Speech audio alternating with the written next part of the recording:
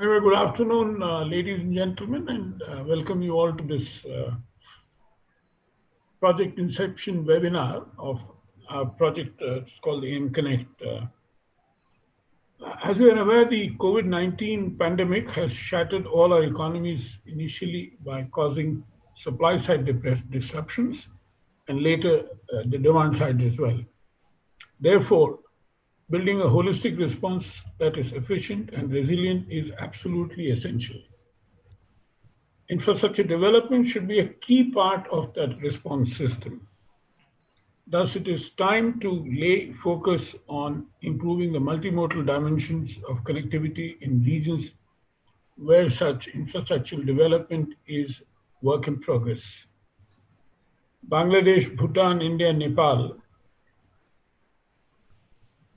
also popularly known by the abbreviation BBIN, is one such sub-region where multimodal connectivity can add tremendous growth and resilience to the countries themselves.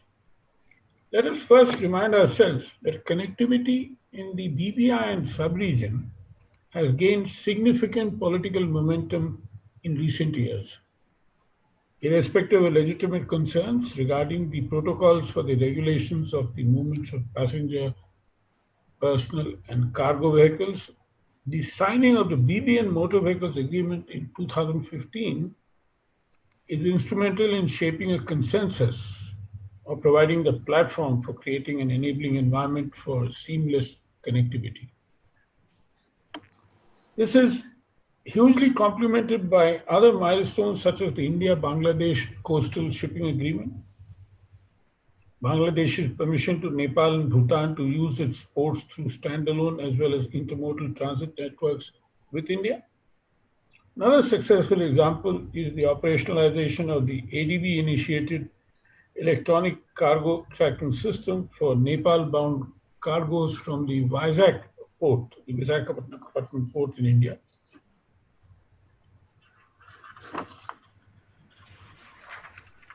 Here it is important to note that as landlocked countries, Nepal and Bhutan are significantly dependent on the transport networks of India and Bangladesh. It is heartening to witness that India and Bangladesh have individually as well as jointly moved in a positive direction and a cohesive manner to integrate their direct as well as transit-oriented infrastructure nodes for seamless flow of goods within this region and with the rest of the world.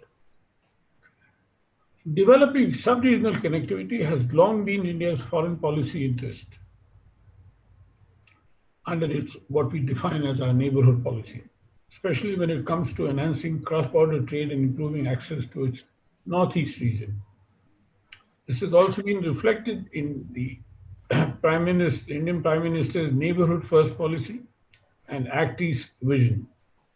For example, 16th ASEAN India Summit in Bangkok in November 2019, the Prime Minister of India highlighted steps needed to improve surface, maritime, air, and digital connectivity.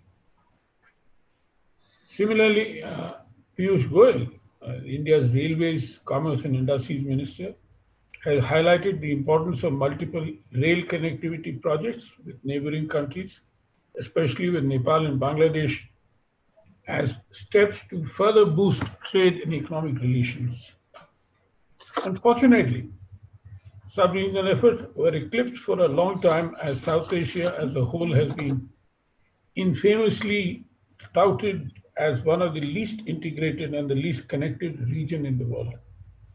At the level of South SAARC, or South Asian Association for Regional Cooperation, it still remains disabled due to pervasive political issues between India and Pakistan.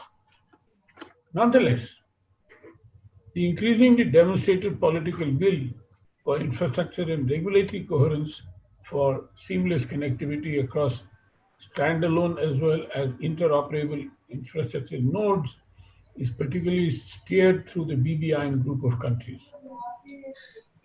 As a result, a seamlessly connected BBIN region is getting more and more importance for greater intra and inter-regional connectivity in South Asia and with Southeast Asia.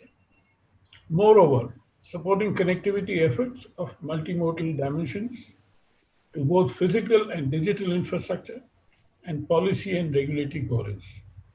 In fact, and even going beyond, assessing the extent of community ownership for generating a better political buy-in for such projects has become more necessary than ever before, particularly in a post-COVID world. People on the ground need to realize the benefits of such cooperation.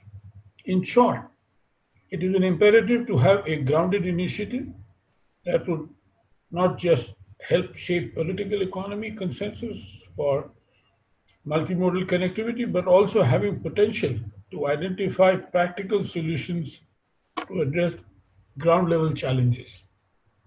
Therefore, keeping this context in mind, cuts together with partners in Bangladesh, Bhutan, and Nepal, and with the support of UK's Department for International Development, is implementing this project in the BBIN sub-region. In doing so, we are pleased to partner with Unnayana Samanaya in Bangladesh, Bhutan Media and Communications Initiative, and Nepal Economic Forum to implement this project, along with the Transport Division of the Asian Development Bank as a knowledge partner. In due course of its implementation, we will of course be collaborating with a number of other institutions and organizations who have shown interest in to work jointly, such as the Japan International Cooperation Agency, or what is popularly called as JICA, as a potential knowledge partner.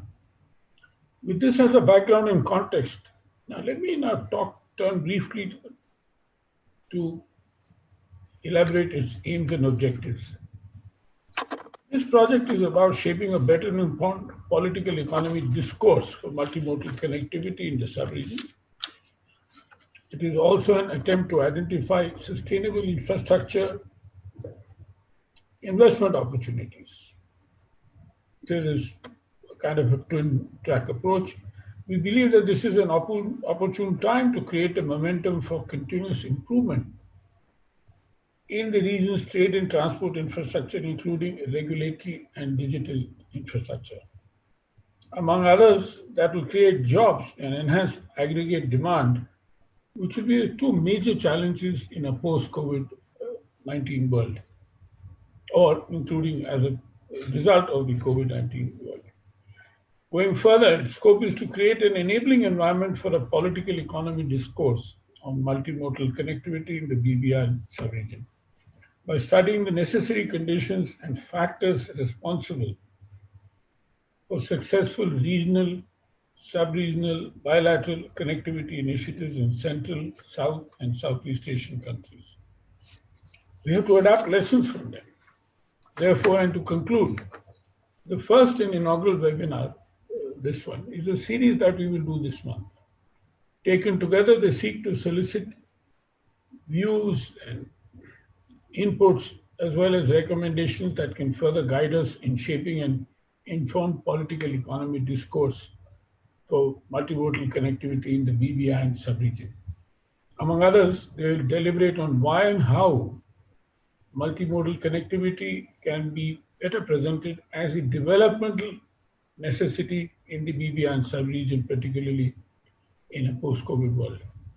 Finally, let me thank DFID, ADB, our partners in Bangladesh, Bhutan, and Nepal, and all the members of the Project Advisory Committee and respective country-based national reference groups for their support and collaborative efforts in implementing this well-timed project. Together, we will not only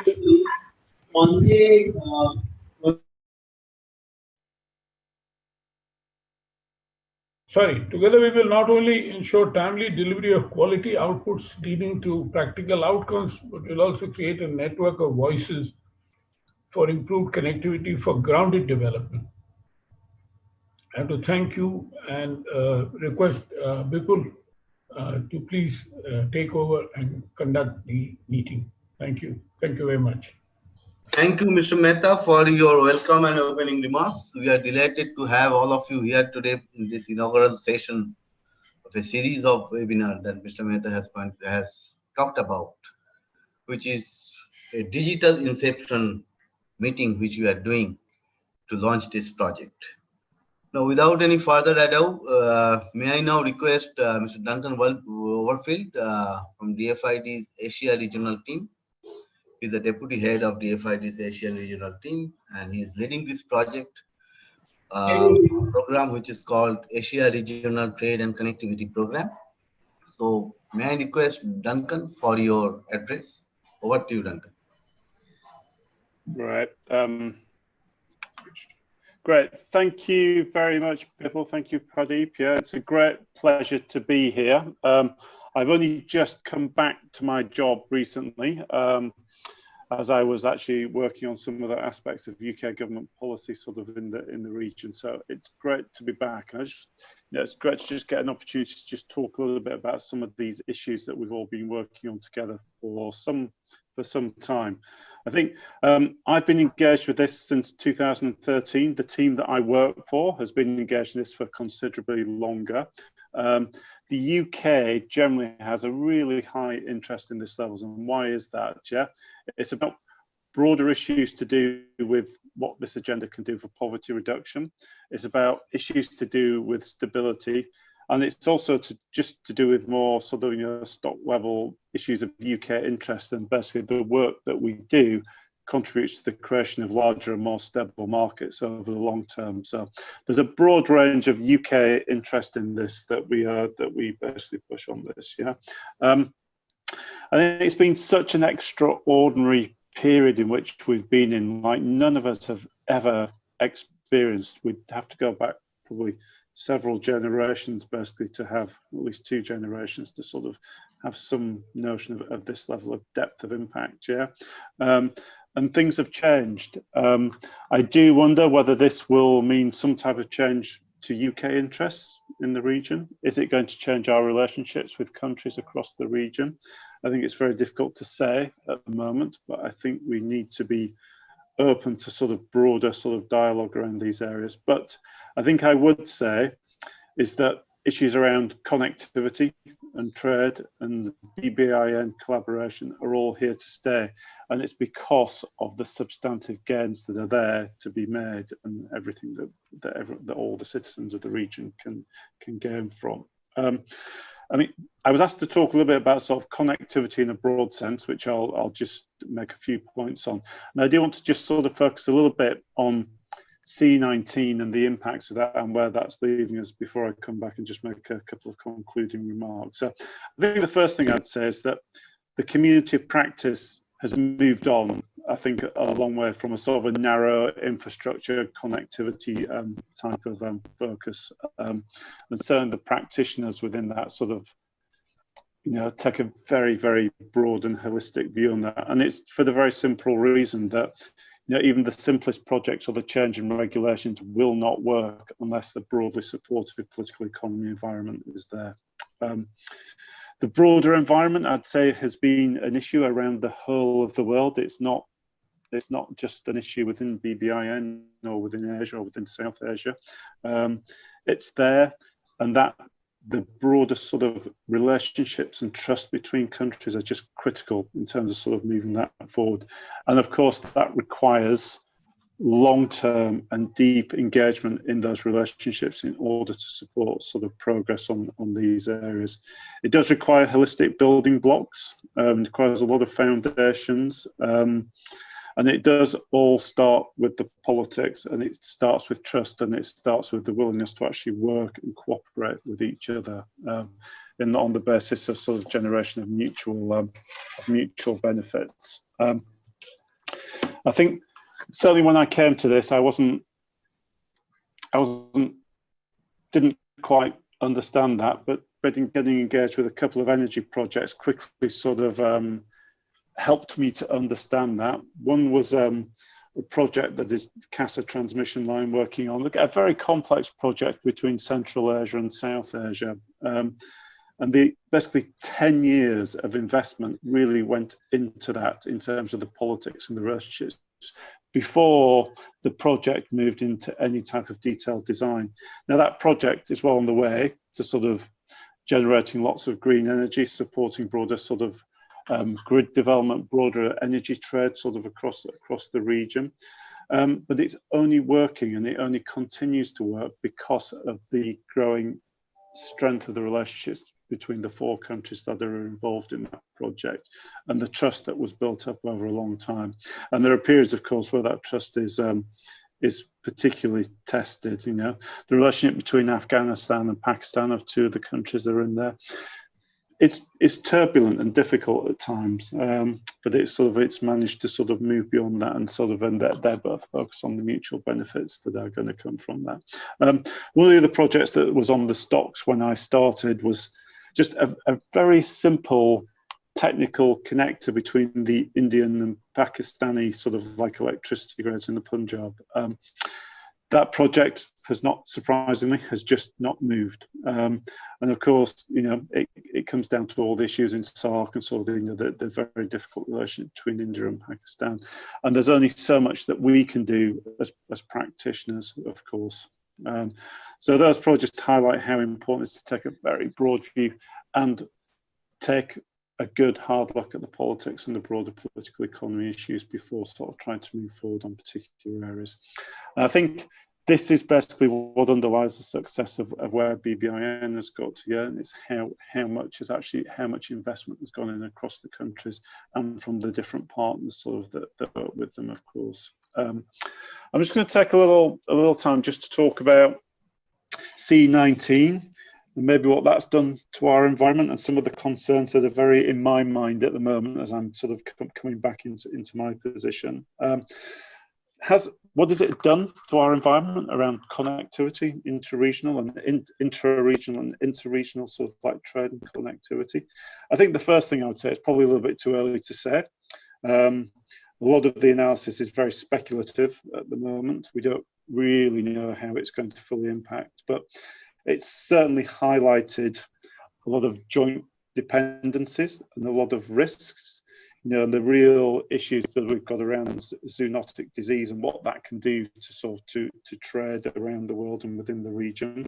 I do have a concern. There's a real danger that countries could pull back with a lot of the consequent losses. And I think the thing that comes most to mind is that as a connectivity set of practitioners, we really need to think about injecting biosecurity into our DNA. And it needs to take a very holistic approach to this. And it's not just about border facilities and phytosanitary regulation. It's about a very broader set of things that are impacting on this. And we somehow need to make sure that that's built into everything that we actually do. It's quite clear that C19 is pushing some ongoing conflicts at the margins. We've seen a number of issues between India and China and others sort of, and I think, you know, C19 is not helping on that. I think BBIN still stands out though as a region that is really beginning to sort of to move on some of these things, and that there's sufficient trust there and sufficient understanding of the mutual gauge to keep things going through.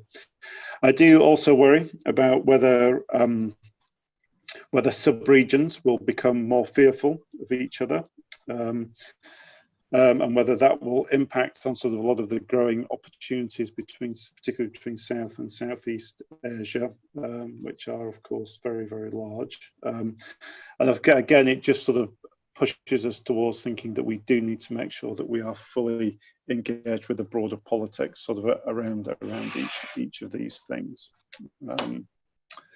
Let's just think about whether I'm generally very optimistic about the work that we do in this area, the work that we do with CUTS, the work that we do with our other partners, the work that we do with the national governments all through the region. And I'm generally very optimistic. Now, I'm not quite sure whether I'm more optimistic or more pessimistic.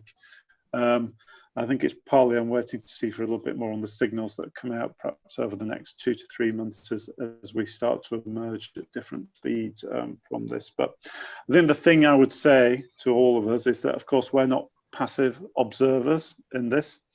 We're part of the community that is creating the opportunities and potentially the challenges for moving forward. I think the UK will continue to take a very broad-based approach, and we will actively advocate, for work in this area, and I don't think that we're going anywhere. We are going to be staying engaged in this for the foreseeable future. Of course, a lot of you will have read about the issues about the movement to merge the UK government's development and deployment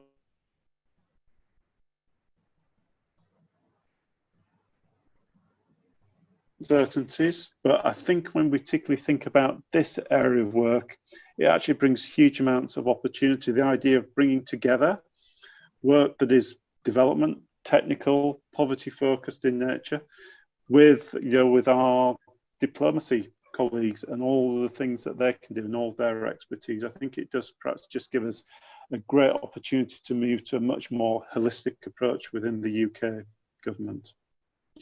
And on that point, I think I will just stop and I'll just say thank you very much to CUTS for organising this seminar, and I look forward to taking part in the broader debate. Thank you. Back to you, Bipul. Thanks.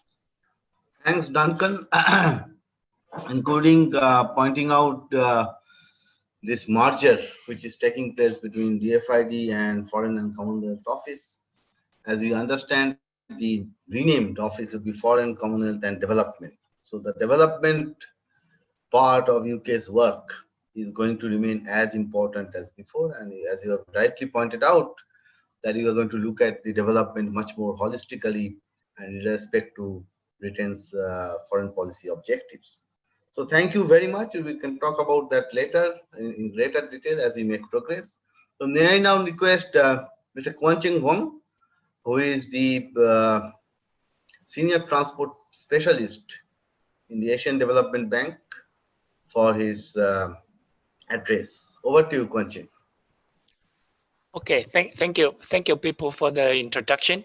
So Mr. Mehta and Mr. Overfield and webinar participants, including my ADB colleagues, ladies and gentlemen, it is my great honor to speak on behalf of Asian Development Bank, ADB, in this opening section for the Inception webinar series for the project, enabling a political economy discourse for multimodal connectivity in the BBIN region, or the BBIN's M-Connect project in short.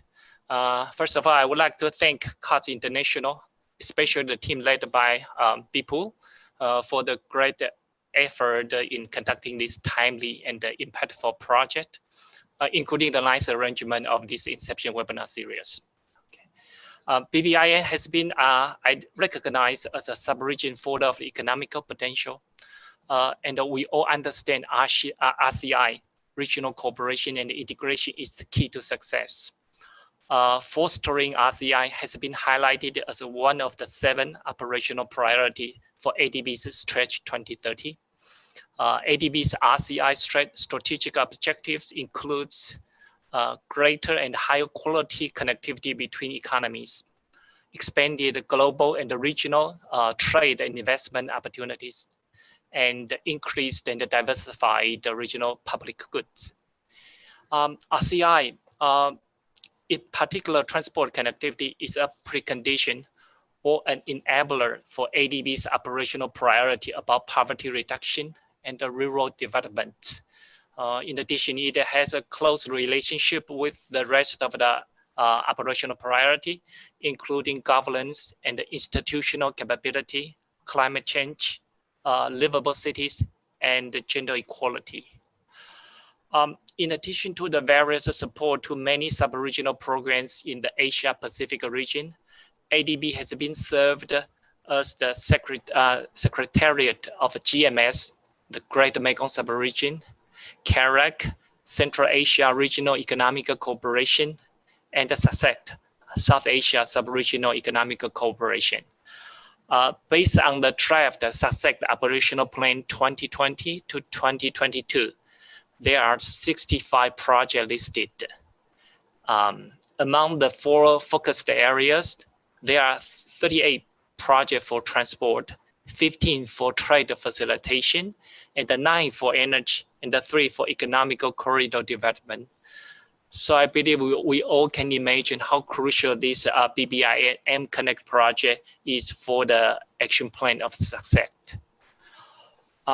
The economic growth of the BBIN countries has been impressive, and we all expect this trend to continue. This growth will support economic opportunities, quality jobs, poverty elimination, and improve the quality of life. In particular, BBIN countries are well positioned geographically to connect Southeast Asia, South Asia, Central and West Asia, and it has the position to move up in the global value chain. We have seen the progress in the BBIN MVA motor vehicle agreement, which will be a game changer for the transport sector in the sub-region.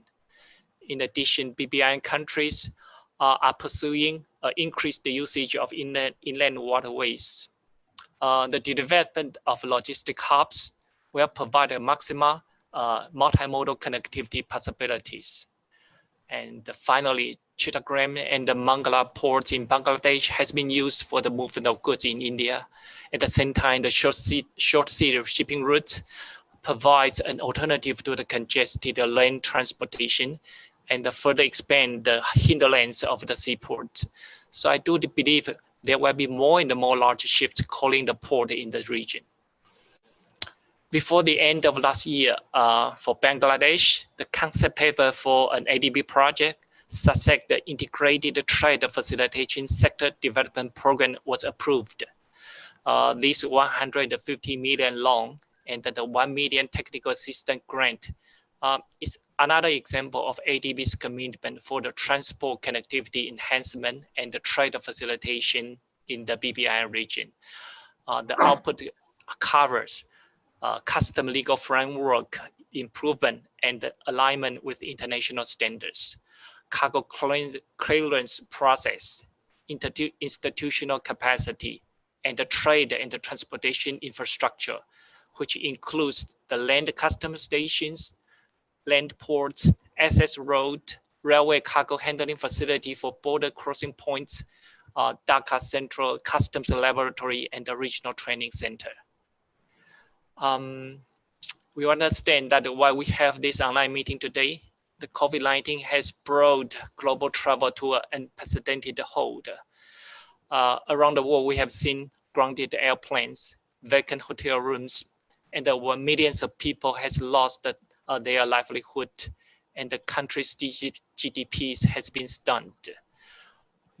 ADB has responded with the 20 million package to address the need of the developing countries.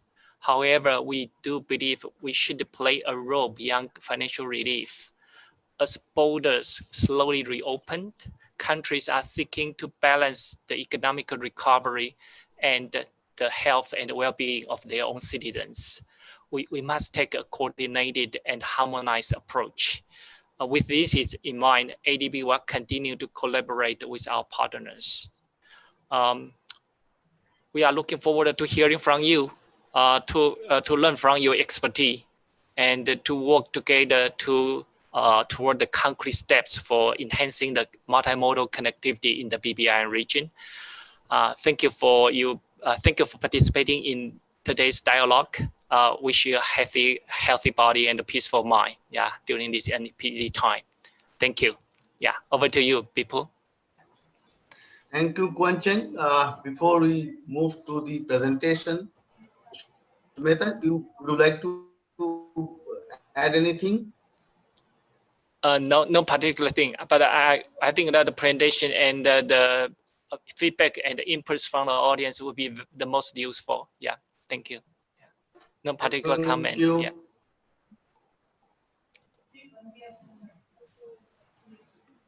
Okay, so let us move to the presentation. Of course, we are going to have time for taking some questions and doing some question and answer session.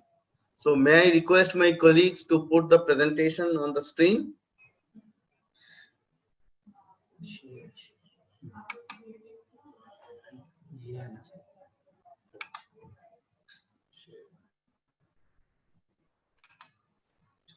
Yeah.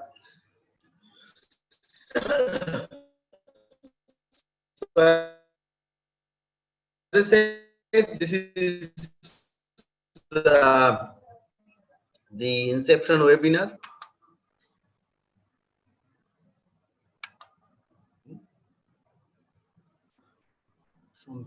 From beginning. This is beginning, yeah. And I'm going to make a very brief presentation. As Mr. Mehta has pointed out and also underlined by both Duncan and Quanching in their speeches, that how important this multimodal connectivity is, not just for developing some infrastructure, but we have to look at it much more holistically. So this presentation, which as I said is going to be very brief, here as against just talking, what we are going to do is to show you some maps to have a better understanding of the importance of multimodal connectivity in this sub-region, BBIN, Bangladesh, Bhutan, India, and Nepal sub-region. So next slide, please.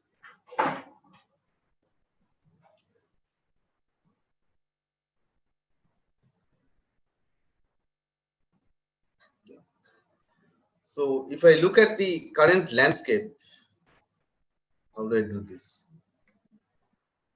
Yeah.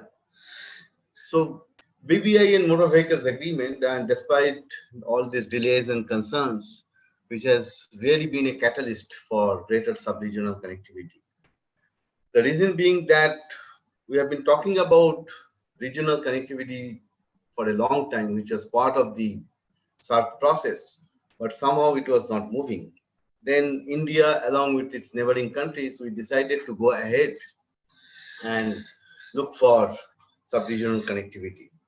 So we signed this motor vehicles agreement in 2005, and as we understand that the protocols for both passenger and what do you call personal vehicular movement as well as cargo movements, they are more or less ready. And as a result of that, we are supposed to initiate the implementation of this agreement in this summer, but due to COVID-19, I think it's going to be delayed. How much delayed we do not really know, but we hope that situation is going to improve soon and we are going to see the implementation of this agreement. We do understand the concerns, particularly environmental concerns, which were highlighted by Bhutan, and Bhutan has, as a result of those concerns, it has decided to opt out, but there is also an opt-in clause there. So as and when those concerns are going to be resolved, we are going to welcome Bhutan into this implementation of this agreement. But what is much more important, I guess, is this growth of bilateral connectivity, whether it is road or rail or waterways or airways between India and Bangladesh. Every other day we see that some initiative or the other is being taken. Very recently, we have seen that there is a second addendum to the protocol on inland water transit and trade between India and Bangladesh. A number of new port of calls have been considered as a result of that addendum, and that is really going to enhance inland waterways trade or trade via inland waterways between these two countries. As we know, there are 54 rivers, transboundary rivers between India and Bangladesh, and many of them, rather all of them, they used to be the connectivity mode at one point of time, and it is very good to see that those older connectivity modes are being revived now. Similarly for rail, again, India and Bangladesh before 1947, even till 1965, the rail network was very good. Now they are being revived so that we can do much more trade, much more passenger movements, people-to-people contact as a result of railways.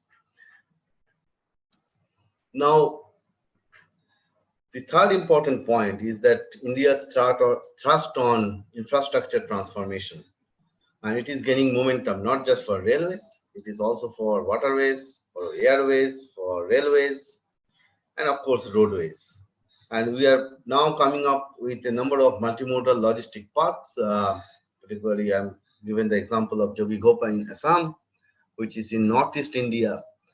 And these multimodal logistics parks, they are likely to be a game changer for fostering multimodal connectivity in this region.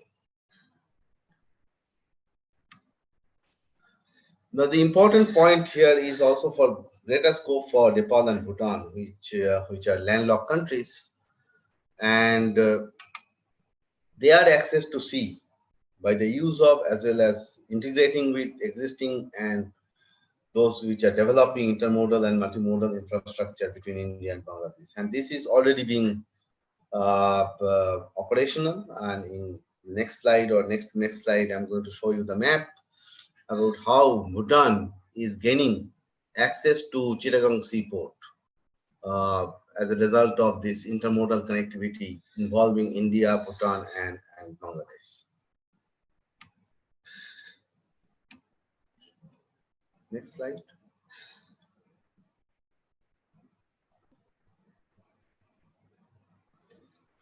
Now, when we talk about multimodal connectivity, we have to understand the number of growth drivers. Of course, as a result of this pandemic, economic revival becomes very, very important.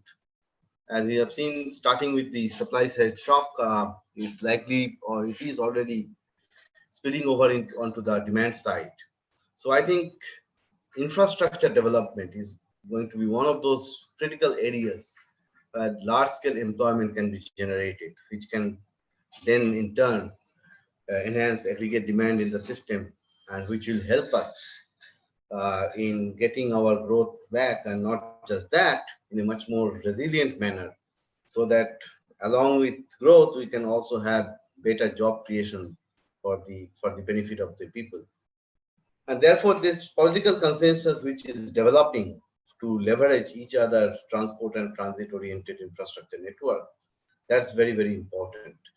And here we are looking at connectivity, infrastructure, as well as the new developments which are taking place, not just in physical sense, but also in other important factors which you need to take into account, which is regulatory, digital, and technical and operational coherence, which are also important.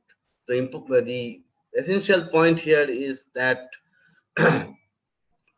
these countries are no longer looking at their transport and transport infrastructure in silos, but in respect to regional cooperation, in respect to regional connectivity initiatives, which we can leverage from each other's infrastructure development initiatives.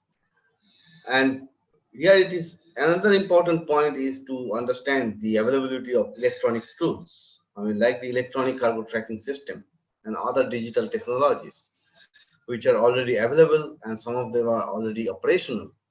As Mr. Mehta said in his initial address, that this electronic cargo tracking system which is being used for Nepal's transit cargo from Vizag port to various parts of Nepal, that has reduced the time and cost of doing trade in a big way. And that is something which will be important to replicate it in other connectivity initiatives as we move along. Next, please.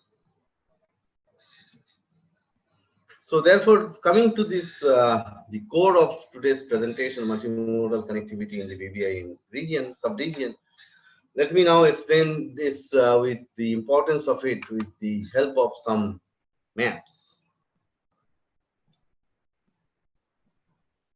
This is one initiative which is gaining more and more importance. You see this India-Bangladesh coastal shipping agreement, which has helped both countries to enhance their trade via coastal shipping. And the importance we cannot overemphasize it, particularly during this period when all land borders for trade between India and Bangladesh were closed due to COVID-19. And this was the only option which was available, other than the railway option, of course, that was used hugely for continuing the trade between India and Bangladesh. And as you can see that a number of major cargo producing areas are there in our east coast, which is, in fact, this east coast is parallel to another very important ADB initiative, which is the East Coast Corridor Development Initiative. Now, when we have that, we have roadways, we have railways, as well as we have this coastal shipping, all these ports.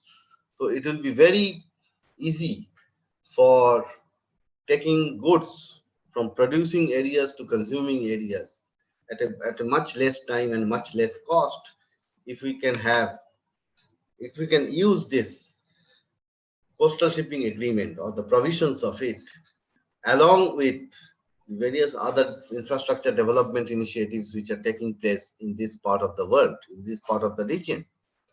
Here, I would like to also emphasize another initiative which is being taken by the World Bank very recently in India, which is called Eastern Water Grid Initiative, Eastern Waterway Grid. And they are not just looking at waterways, not just the river Ganges and Brahmaputra and their tributaries, but also looking at how that can be linked with the coastal shipping agreement between India and Bangladesh.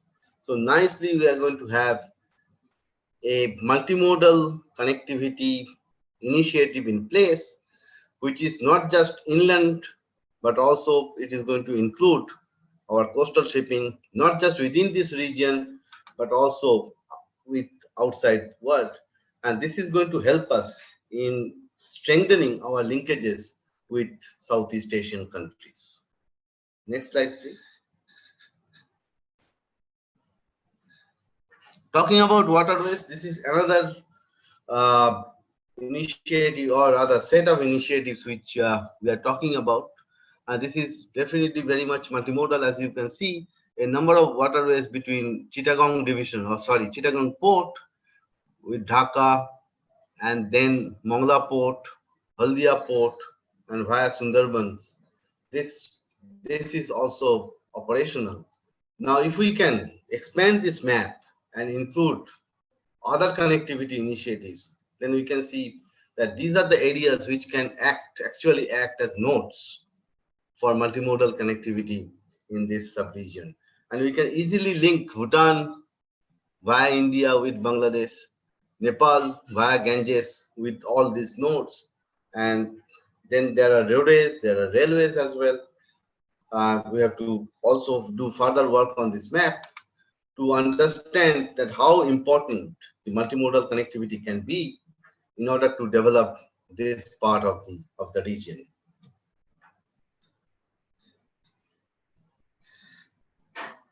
Now let me further underline the importance of multimodal connectivity for looking at the trade between Bhutan and Bangladesh via India. So you see this Phuntsholing, this area, this is the gateway to Bhutan. And from there to Dhubri, the major port in Brahmaputra River in Assam, is just about 160 kilometers. So what is happening now as a result of an agreement involving three parties, India, Bangladesh, and Bhutan, now trucks are carrying goods from Bhutan to Dhubri port. They are unloaded and then loaded into Bangladeshi barges and or ships, and they are going right up to Naranganj, which is near Dhaka, and from there again. So this is a very good example of multimodal connectivity involving these three countries. Similarly, there can be, which we have not shown in this presentation, from Nepal, goods can come to Varanasi by waterway, and then take the waterway route or railway route to come to Kolkata, or it can even go to northeast part of India, from Kolkata to Bangladesh, or to outside the region.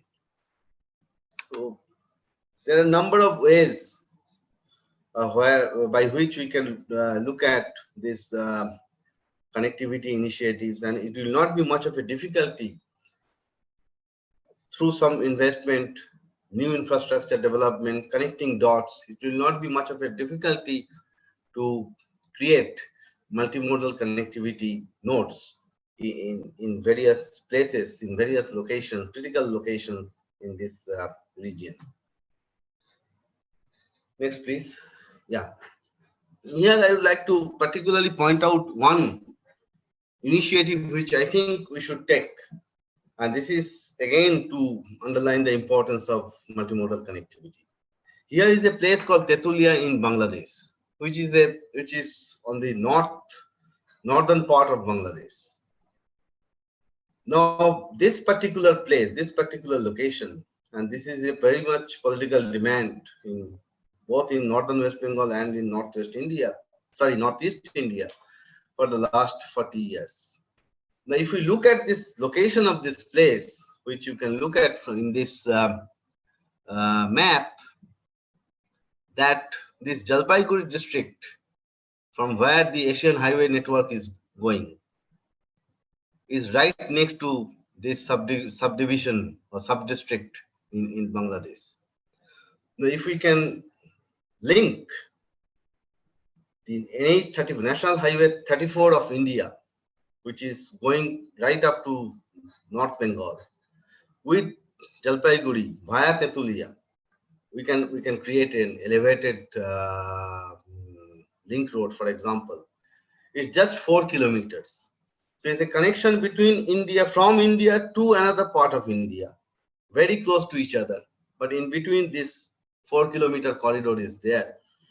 So if we can create this corridor, then we can easily do two things. A, to create a much robust cross-border transport network, and B, it will be an alternate to Siliguri corridor, which is the only corridor which we have to connect with Northeast India. So from security point of view, it is also very important for us to create another alternate corridor, other than reducing the length by about 85 kilometers for our linkage, for our connectivity with Northeast India. So this is something which we think that government of Bangladesh and government of India should work together to make this happen. And people in this region are going to be very, very happy. Similar initiative is already there. Already there is this Tinbiga corridor, which is Bangladesh to Bangladesh through India, which already exists. So we have such examples and how happy people are on the ground as a result of such initiatives. So we need to look at those things very, very carefully. And here our proposal is to have is just 4 kilometers. You add few kilometers on both sides and link it to Asian highway network. So at the most, it's going to be 10 to 12 kilometers, and we can have an elevated road with all security features, including along with electronic cargo tracking system. And Bangladesh government is going to get the royalty. So it's going to be win-win situation for both Bangladesh and India if this corridor is developed.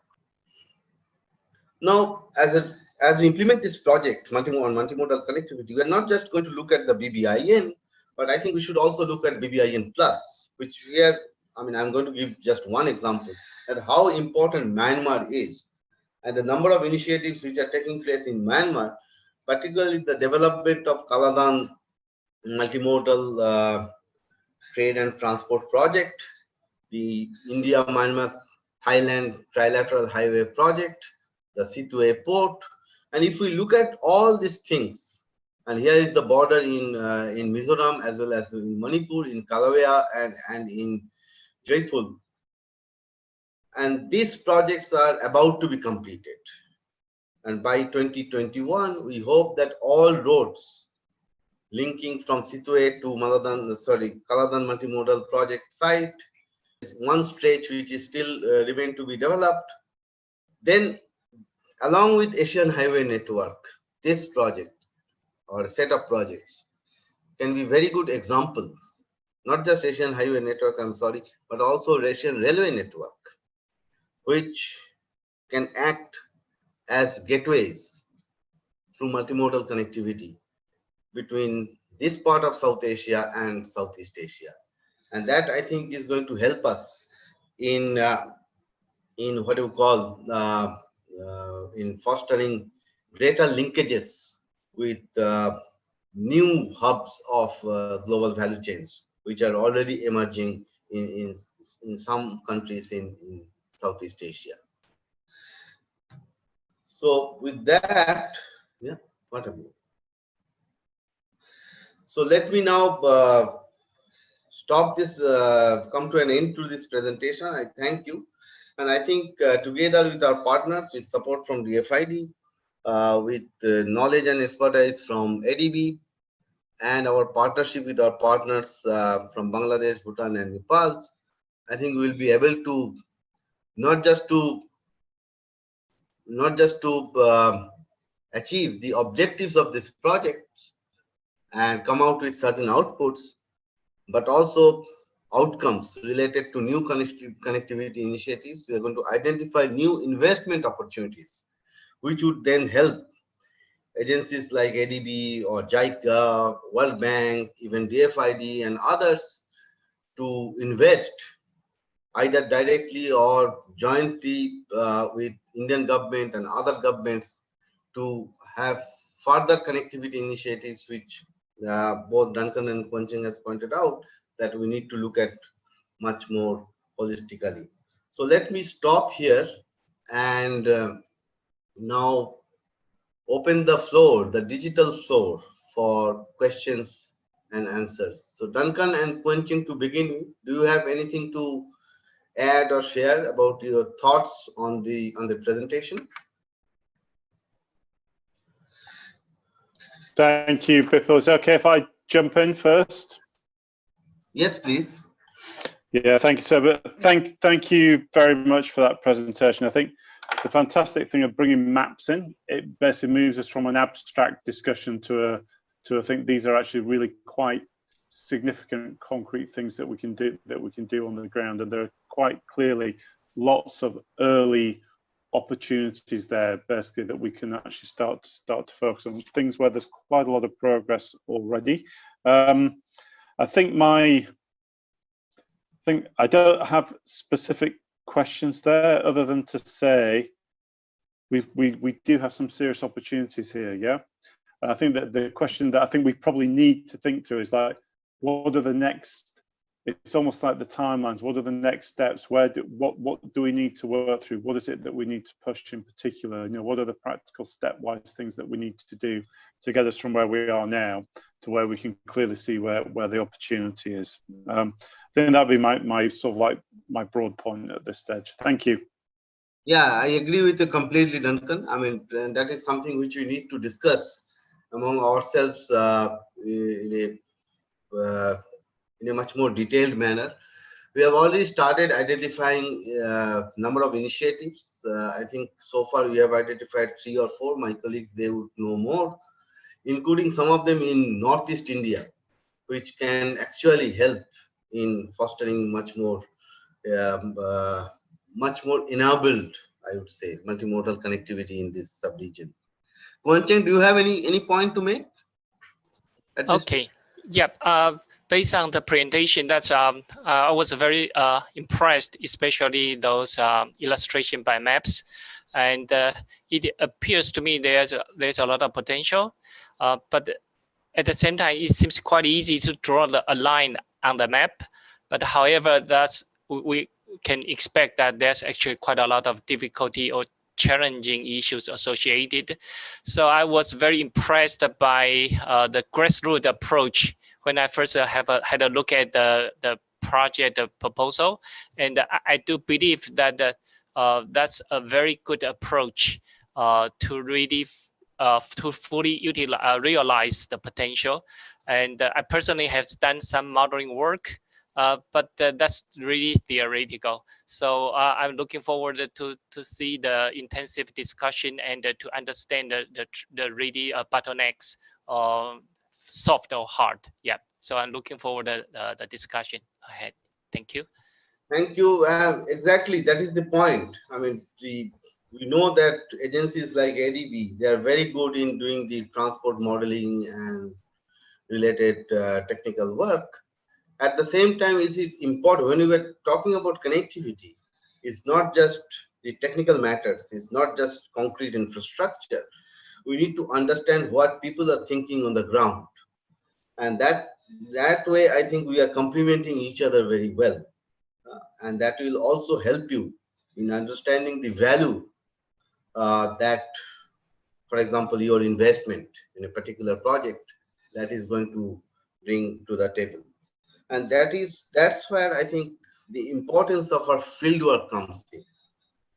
And together, let me go back to the last slide of my presentation. Together, I think we can. Together means along with our partners in Bangladesh, Bhutan, and Nepal. We are fortunate to have very good partners. With some of them, we have been working with for over the last 25 years. So, and they know the ground realities, including the networking strength which we have developed in Northeast India, in particular, not just in Eastern India. So we are going to, and that is where the political economy dimensions of the project is going to come. What people on the ground, what they are thinking, what value that they expect from all this initiative that they expect to get. And that brings me to a question which very nicely I would say, which is posed by Professor Mustafizur Rahman, who is a distinguished fellow at the Center for Policy Dialogue in Dhaka in Bangladesh. He's as one observation about, he's talking about the Benapole-Petrapole border, which is the largest land border in Asia, in the Asia Pacific region. And I don't exactly remember the volume of trade which is happening through this land port. But the point is that this location is very, very critical for trade between India and Bangladesh in particular, and also between India and India, between the mainland India to Northeast India. At the same time, the challenge is that though we have developed infrastructure over the years, and some good infrastructure is there, but the congestion is still very much there because the approach areas are very much congested. And here, I think comes the importance of other modes of transportation. If you can consider railways, a railway line is already there. It is somehow dysfunctional because of non-use after 1965. It is not going to require much of investment to revive that railway link. And with the bridge which is coming up over the river Padma in Bangladesh, which is a dual purpose piece, both road and railways, through this Benapole-Petrapole railway line, that is going to be linked with the Padma bridge. So we can actually revive the old railway link which my father and grandfather, they used to take. And there are many such examples. Sorry about that. But the point is that there are very strong political, very interesting and political economy. Thousands of people are engaged. They're employed in this border post for loading, unloading, transshipment. So their livelihood is going to be at stake if the trade is shifted from roadways to railways. So how are we going to re-engage them? In what kind of activities? That's something which we need to look at very, very carefully. And that is something which we are going to get from our fieldwork. Can we come to the next point, which is posed by my colleague? I think I've sort of answered it. A harmonious relationship between BBIN countries and to ensure that they together they develop the political and they take into account the political economy aspects of connectivity. And that is something definitely we are going to do with our fieldwork. Now, Mr. Purushottam Ojha is a former Commerce Secretary of Nepal. He posed a question, or rather an observation first, that BBIN motor vehicles agreement is on hold over the last few years because we are yet to finalize the operational protocols. So when we can expect this operationalization of this agreement. As I said before, I mean, the protocols are now ready. The passenger protocols, both for personal vehicles and for passenger vehicles, they have been initialized. I mean, the initials are done. The cargo protocols, they are also final. We were supposed to have a meeting in May this year, but that meeting didn't take place, or maybe it was done virtually. But I think once this COVID-19 challenges are somehow over, I'm not going to say that it's going to be over very soon, but I think we'll be in a position to operationalize it. But here comes the important, a very important point that Duncan has made in his remarks, which is we cannot, not the question of should or not, but we cannot look at trade and cross-border trade and transit in isolation no longer. We have to look into them along with biosecurity, biosafety. You see, so here comes the importance of safe trade initiative. How can we make trade safer? Cross-border trade I'm talking about at the border post. Here the good thing is that we already have some examples from around the world, and particularly emphasize, or rather I would underline, the good practice or practices which have been developed in East Africa under the aegis of the Trademark East Africa Initiative, which is again another DFID supported initiative, and it has been going on for a number of years. And though I am yet to get to know the details of it, but what I do know that cross-border trade through land border in East Africa is now restored fully as a result of this safe trade initiative of Trademark East Africa. So we need to look at that and see that how we can adapt, not just adopt. We cannot adopt, we have to adapt, keeping in mind the local conditions here. And this is not something which is, we do it today and tomorrow its relevance is going to go, because in future also, we have to have safe trade rather than just trade per se. So Duncan and Koncheng, would you like to add anything to this first 2 or 3 points or questions?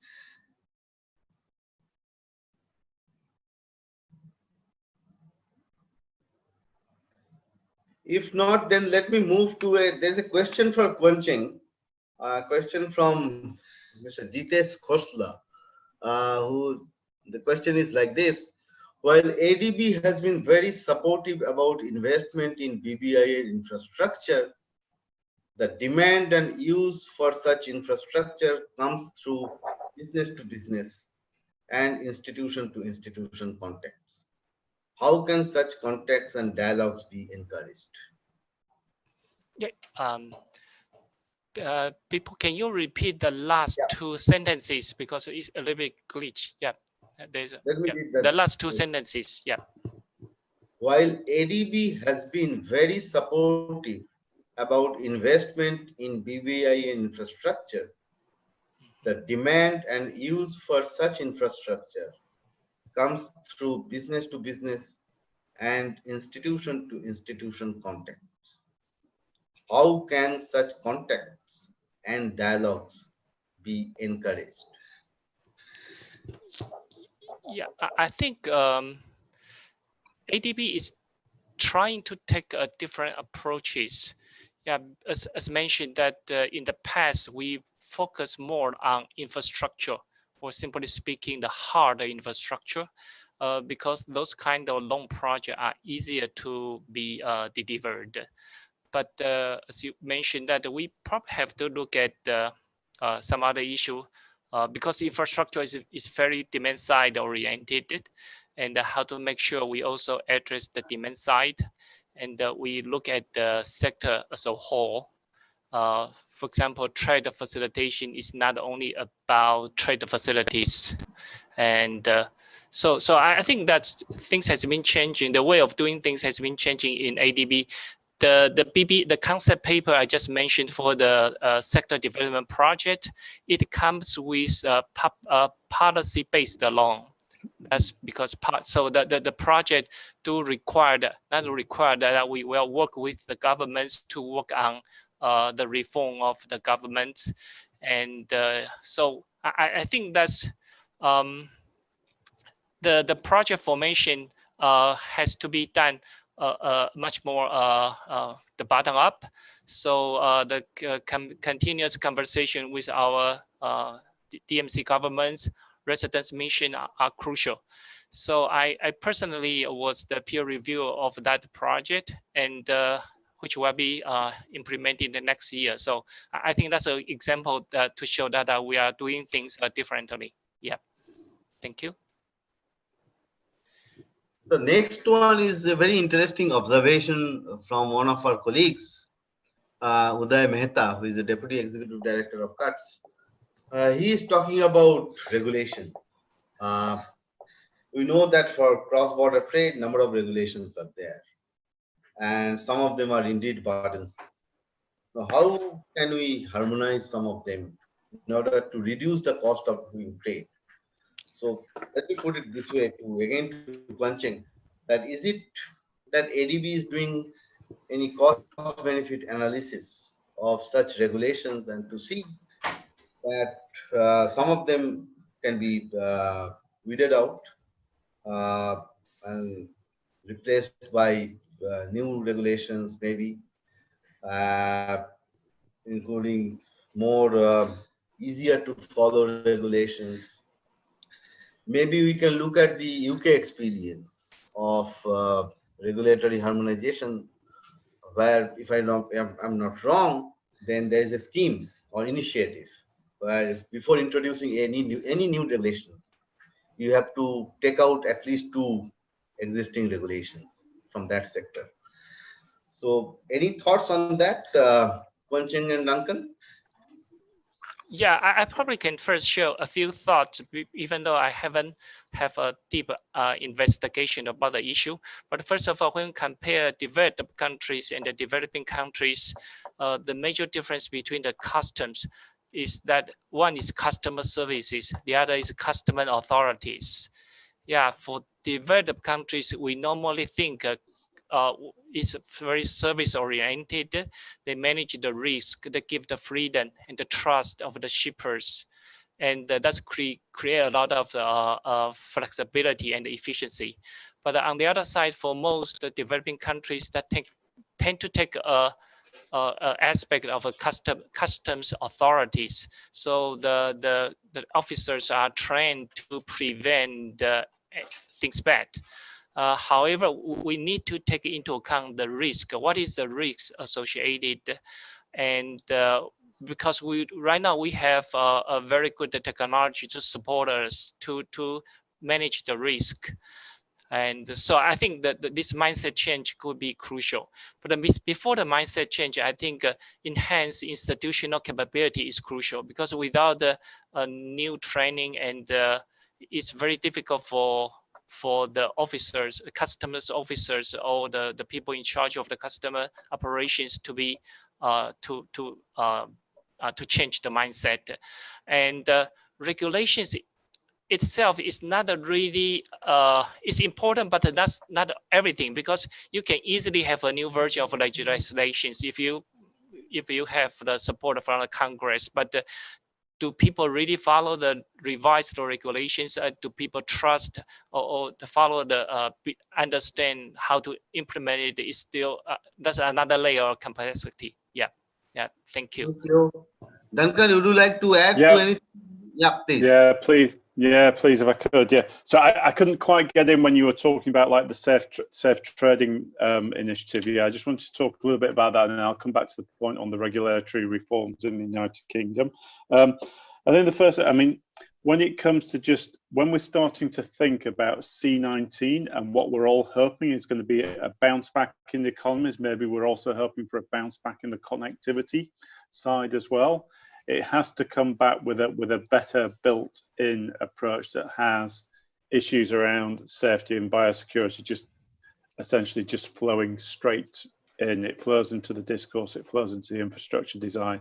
It means you start to think about border facilities differently. It means you start to think about protocols, and this particularly comes down sort of to the motor vehicles agreement, where there's quite a lot of work being done on sort of pre-clearances to just get trucks moving through these areas, moving straight through the border areas, not actually being held there.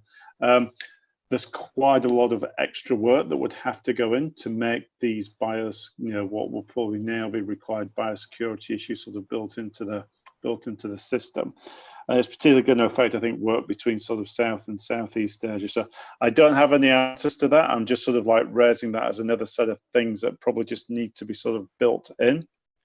On the UK regulatory side, I think what is actually the issues around having to take two out if you put one in is a general guidance sort of for regulators in the UK, and it's across UK government. What is actually critical and what is right at the heart of that, though, is this requirement around consultation with stakeholders who are actually going to be affected by any regulatory change, and it's built in to the business model that civil servants have to sort of to work through. And it particularly, I was actually working directly in this in the early 2000s, and it was particularly at that point focused on very small enterprises and the disproportionate impact that regulatory change had on them. I think that's applicable everywhere. And I think the issue is, it does come back to, again, knowing who your stakeholders are, knowing how they're going to be impacted. And it comes direct to some of the things you were talking about, people, about the importance of field work, where you're really gaining an understanding of what's going on in communities and enterprises that are going to be affected by all this sort of like new connectivity approaches. Thanks. Back to you. Thank you. On your second point on regulations, we have made note of what you have said and we will ponder over them.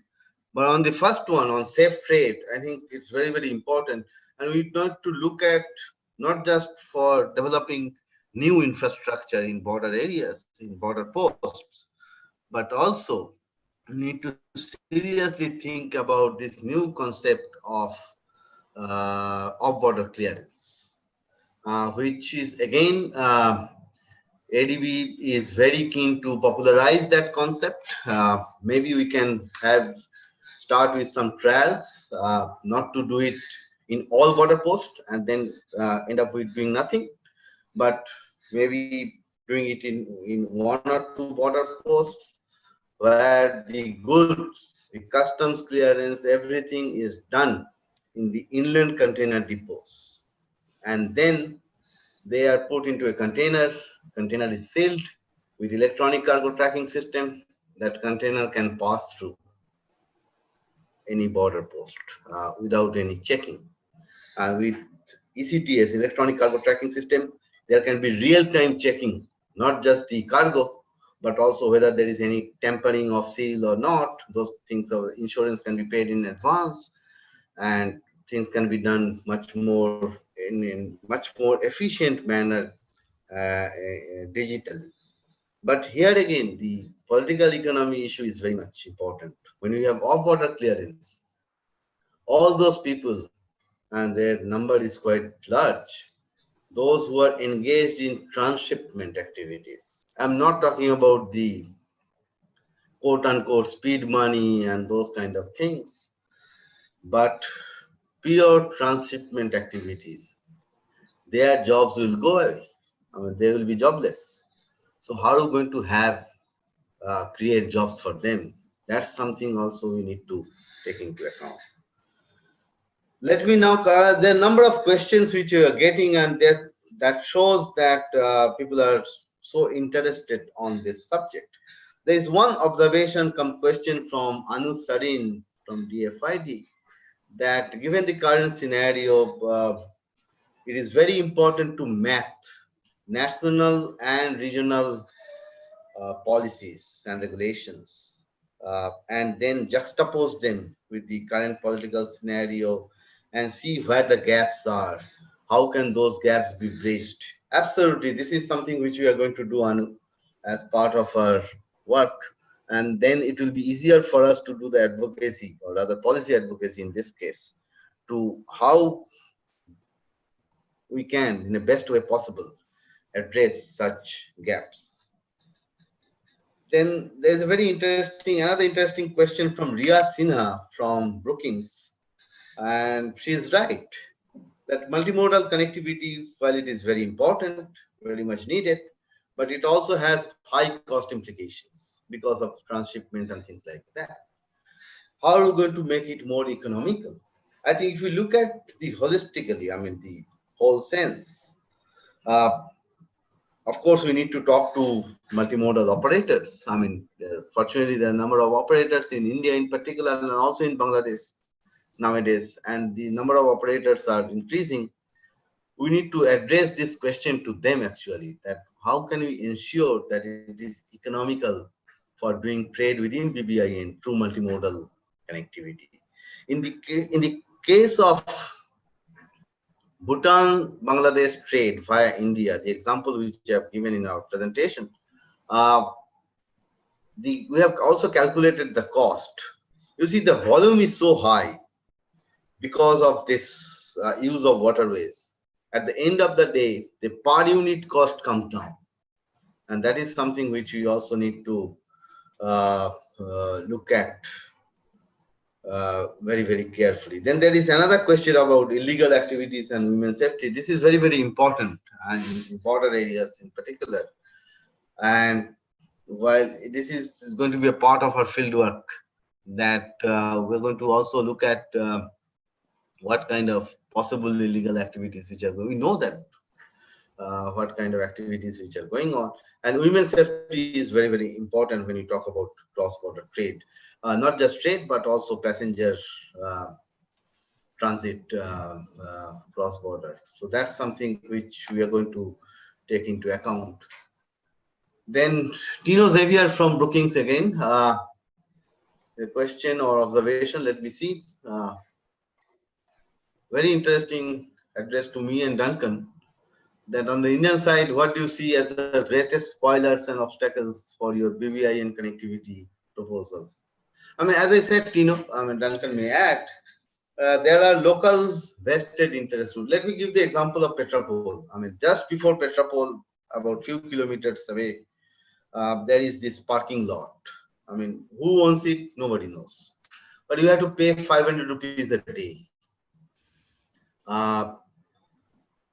And for some reason or the other, it will not be possible for you to cross the border not before 7 days. So these kind of vested interests are very much there on the ground, and they are going to be the spoilers and obstacles. And we are already witnessing it. I mean, after March, once the border was closed, then it was opened very briefly. Now again it is closed. And who is suffering? Trade. I mean, the local people, those who are engaged with transshipment activities in particular, they are the ones who are suffering. But thanks to waterways and railways, we have been able to do trade with Bangladesh, even when land borders are. So the local political economy is very, very important when we talk about connectivity, and somehow sometimes we miss this point, but that's something which we should not do in future. Duncan, would you like to add anything?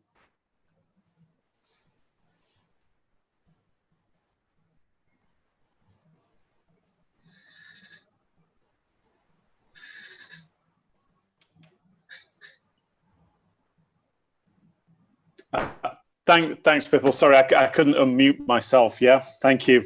I'll just add a little bit on that. Yeah, I mean, I think obviously there are lots of spoilers or losers basically from any change that comes. And of course, one of the big issues that we have in this area is that the gainers are a very disparate, a very large group, but very spread, not particularly organized, don't have a particular concentration of power. And it's always an issue about how you get their views reflected to like push things forward, of course, and the consumers that are relatively, you know, they're quite poor consumers across the region that lose out from all these costs that are built into the trade side. I think it's always a challenge to see how we actually balance them out in how we give them a greater voice in the policy making environment, because basically the issues of concentration around power around borders is an ongoing issue. It's there at every single border. Anybody who's spent any time like going through borders that are going through reform will just see it everywhere. And there's no easy answer to this, apart from we have to have in our clear view and clear sights that these are gains that are coming to a broader set of people across the region. And it's relatively small numbers of losers that need to be addressed, but their issues around losing need to be addressed directly. Yeah, you can just say the change is coming and we're not going to do anything. There has to be much more proactive engagement and planning around what are these people going to do after that particular source of livelihood is taken away. Thank you. Thank you. We have got more than 20 questions now, though we don't have that much of time to address all of them. But definitely we are going to take some of them. We still have some time, and maybe we can go a little beyond 5 o'clock. But before that, let me thank Mr. Khosla.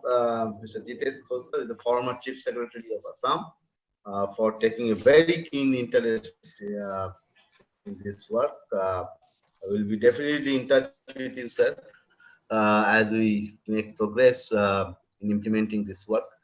Again, Mr. Oja, Purushottam Oja, former Commerce Secretary of Nepal, he has made a very important point. We shouldn't just look at connectivity in terms of infrastructure, but in order for connectivity, all these connectivity initiatives to be more useful, we need to look at closely, though we may not do very deep work on them for various reasons, but we need to look at closely a number of other subsidiary or flanking issues like customs cooperation, like visa facilitation. And thank you, Mr. Oja, for pointing it out, pointing them out. I mean, this is something which we need to, what we call flanking measures. There is a central character of the project, central theme of the project. Then there are flanking characters which we need to look at seriously as we implement it. Mohit wanted to know whether he's going to. I would request Mohit to please write your questions. Mr. Arun Roy, who is an expert on waterways, he's very rightly underlined the importance of stabilization of navigable channels and for better navigation, good terminals for RoRo facility, roll on, roll out. We do have a very good RoRo facility in Dhubri, which is a port of call. And now we are developing a number of new port of calls. And I'm sure that over time, we're going to have a good RoRo facility in those port of calls for inland waterways in particular. And there comes the possibility of investment. And here I would say private sector investment, not public investment. It could be private sector or it could be public-private partnership for better efficiency in the system. And again, our partner from Nepal, Raju Tuladhar, he rightly underlined the importance of looking at non-tariff barriers. That's like Mr. Oja. We shouldn't look at what do you call connectivity in isolation, but we should look at other flanking issues, particularly various non-tariff barriers, which are technical in nature, in order to get greater what do you call benefits out of all these initiatives. Now again, Constantino Xavier, there is a question for Kwancheng.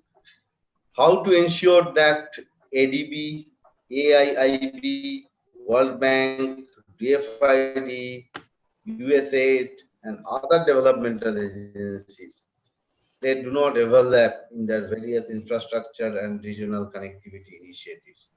There is a need for greater coordination, and this is very, very important. And I would pose this to both to Kwancheng and to Duncan to reflect on this point. This coordination among various agencies who are supporting these initiatives, including making investment, capital investment for infrastructure development. So Kwancheng, would you like to take it first or Duncan? Sure, I probably can go first. Yes. I know we have some communication or coordination among development partners, but it seems not sufficient enough. Recently, I had a talk with UNESCAP and OECD ITF, and that's during my modern work that we noticed that indeed the global transport infrastructure are not really evaluated and in a holistic way, and then people do the investment accordingly. But this is a very big question for me to answer because ADB is just one of the development partners, and I probably needed Duncan's help to see how the development partners can have better coordination. But I have to say that I don't really think that there's a strong competition between development partners, that because the infrastructure gap is huge. I don't think there's a very serious competition. So that provides us the basis to work together. Yeah, thank you. Yeah, Duncan, your take. Yeah, please. Yeah, please. Thank you very much. It's a very good question. I think it is one of those areas where development partners do invest quite a lot of time in it, but it's never enough. Yeah, we always need to be doing more. It's because of the size of the area that we're working on, the size of the infrastructure gap, the size of the regulatory gap. Yeah.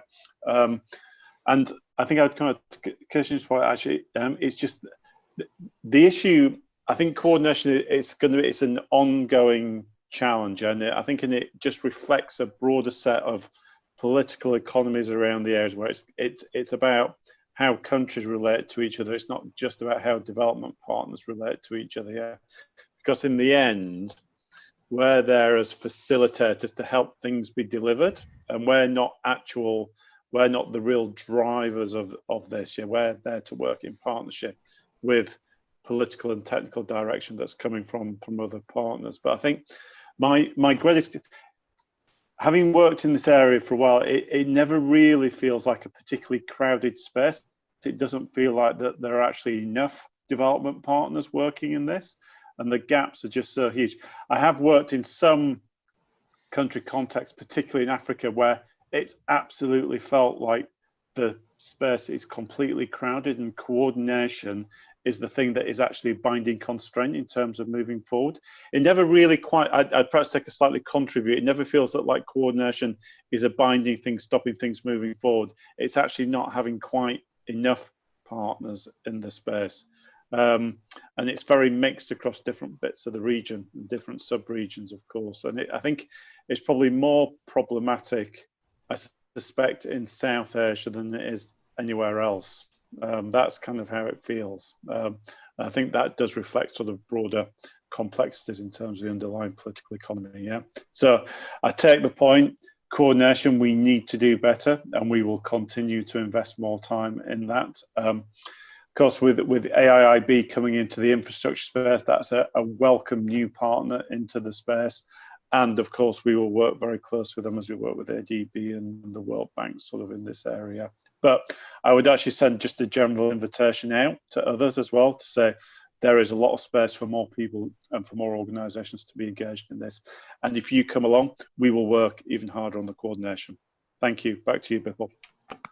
Yeah, Bipul, I would like to share one more aspect. It's about, I think the sub-regional cooperation platform, for example, like GMS or SASAC, that's still CARAC is still a very good mechanism to facilitate the more coordination.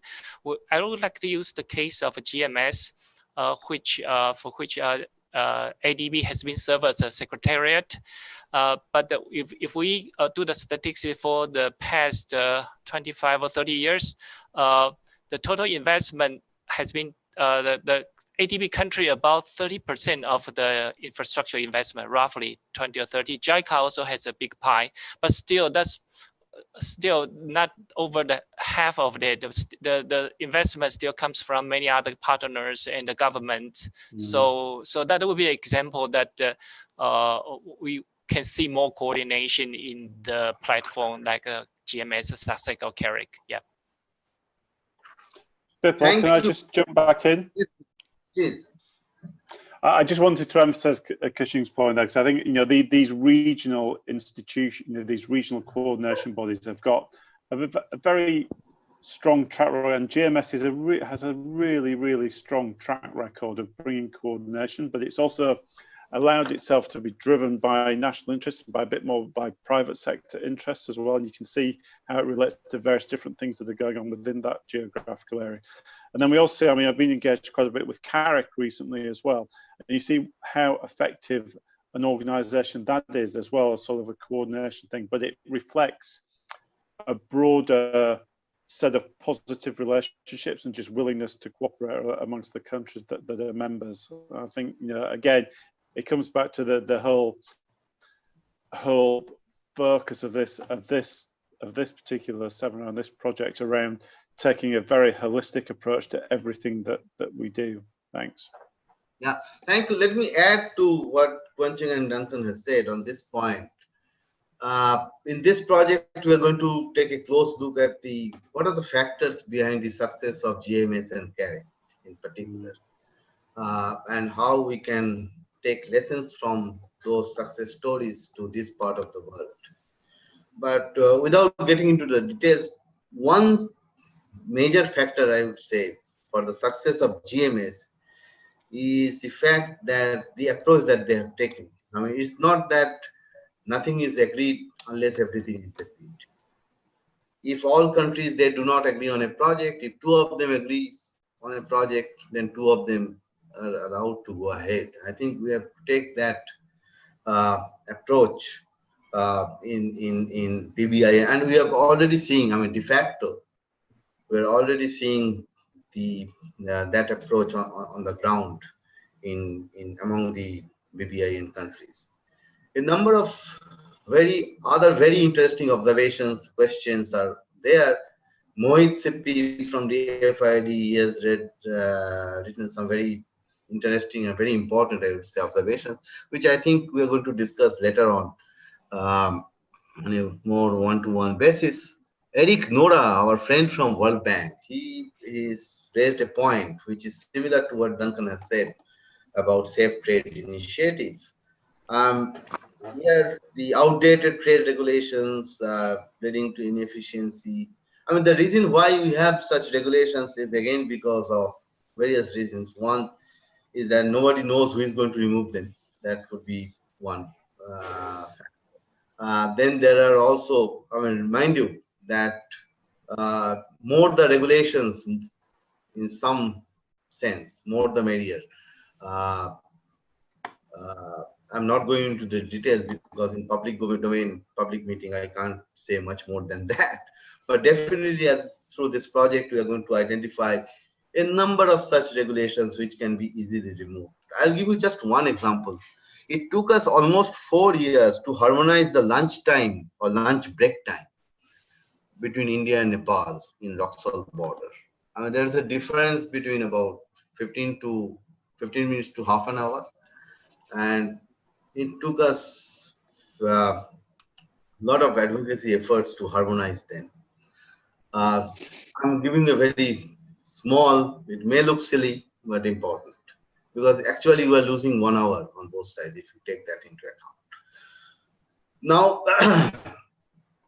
one possible recommendations which we could come out of this project, of course, we have just started it, is that regular interaction between customs and other officials at border posts. We have tested this in respect to India-Nepal border, a number of borders, Roxol, Kakarvita, Panitanki, these two places in particular, and they have worked wonders actually. Several things, several creases, I would say, they are ironed out as a result of such meetings. So we need to regularize those meetings. We already have Customs Clearance Facilitation Committee in India.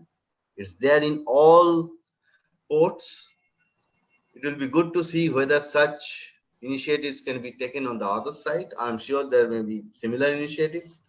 Let them meet on a regular basis to sort out things without referring them to capitals.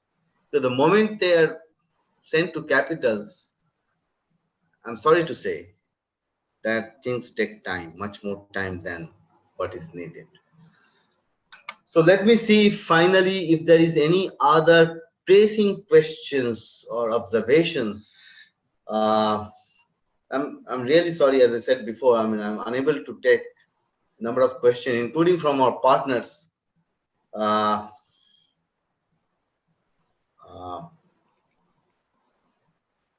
So let me just give me half a minute. Let's see very quickly.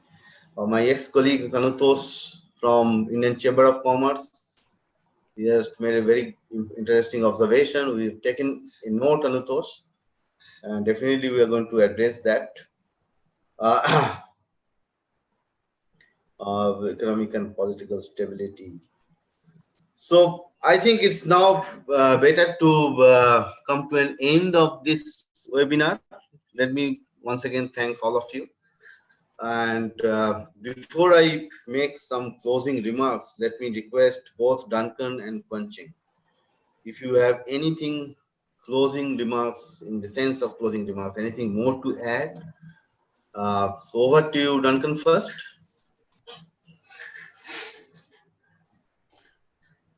Great, thank you. Apologies, I'm having slight connectivity problems, so the irony is not lost on me.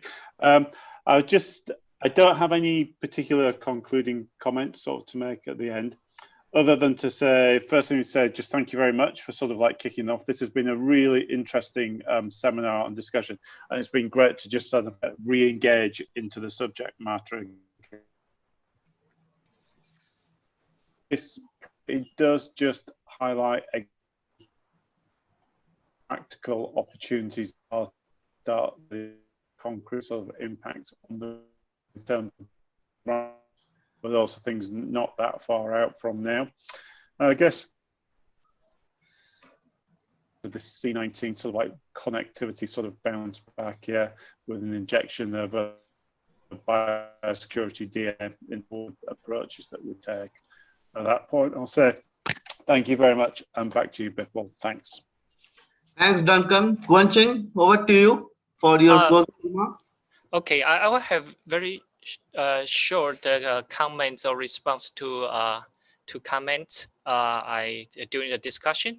First of all, I have noticed that someone mentioned that the high costs associated with multimodal connectivity. That could be true. Well, somehow that is against what we are doing right now. But however, I would like to point out the structure, the industry structure of the logistics sector is crucial. That in developed country, we do see giant for logistics service providers in addition to retailers. But in many countries, especially developing country, we have huge retailers, but the logistics sector tend to be very fragmented. If the logistics sector, the industry is very fragmented, the benefit from intermodal could be seriously affected. Yeah, that's we have to pay extra attention to this issue. So the high cost is possible, but it depends on the industry structure.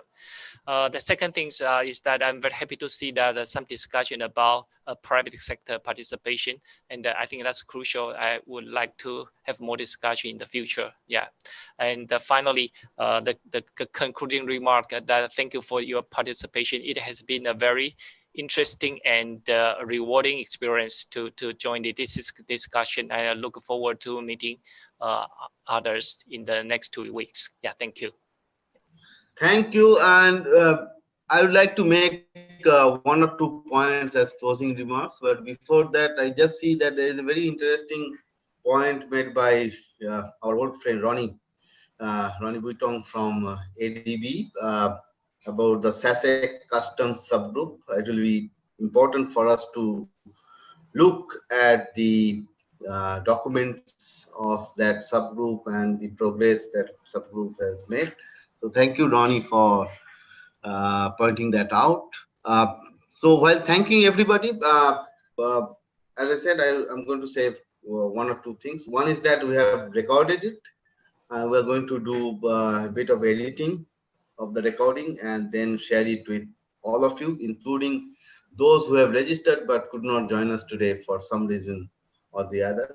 I'm really sorry that I couldn't take all questions for want of time, nothing else. So let me thank DFID, ADB once again, and our partners from Bangladesh Union Samanay, Bhutan Media and Communications Institute, and Nepal Economic Forum for this joint initiative. I'm sure that as we make progress, this is a 2-year project to begin with, and we are going to achieve certain concrete outcomes on the ground. So next webinar of this series is going to be held next, is the 14th of July. The time, so we are going to again send out the invitation, and we have a very interesting panel, a number of experts from this region who are going to talk about lessons which we can draw from other regions in the context of ground realities in the BBIN on multimodal connectivity or even intermodal or other forms of connectivity, and how we can adapt those lessons. So this is how, I mean, as we know that any meeting like this, normally we have 3-4 sessions. Now since we are doing it digitally, and it is actually quite difficult if we do a digital session the whole day. So we have for 3 sessions to begin with. So thank you very much once again, and it was a pleasure to digitally meet all of you and learn so many new things which we have made note of, and definitely we are going to take them into account as we implement this work. And other than sending you the video recording, we are also going to prepare a brief report, may not be more than 3 pages of our discussion today, which will help us in sharpening our thinking about this subject, not just this project. So thank you very much, and let me take your leave. Thank you.